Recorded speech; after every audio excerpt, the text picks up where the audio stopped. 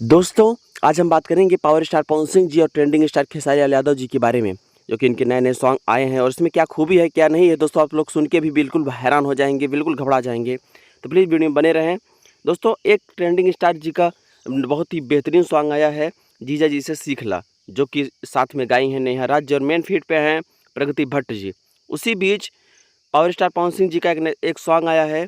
तू हमार देखा, जो कि मेन फ़ीड पे हैं सौम्या पांडे जी, जो कि भोजपुरी की बहुत ही मशहूर अदाकारी हैं।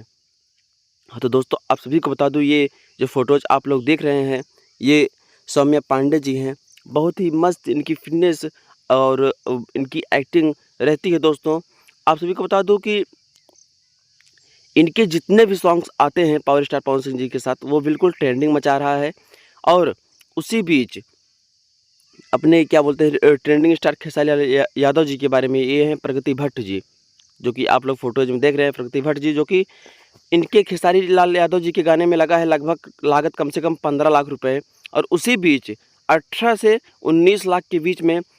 पावर स्टार पवन सिंह जी के सॉन्ग्स के भी में भी लग गया है, जो कि इस टाइम दोस्तों किसी का